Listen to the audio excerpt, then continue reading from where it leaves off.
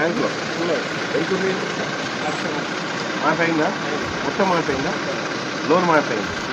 ఇప్పుడు వడ్లకు ధర పెరిగింది. ఎట్లా ఉంది కాంగ్రెస్ పార్టీ ప్రభుత్వం? బాగుందా?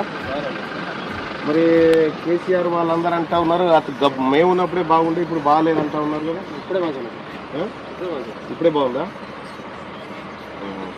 గవర్నమెంట్ మంచిగా పనిచేస్తుందా? ఓకే. ఇప్పుడు ఒక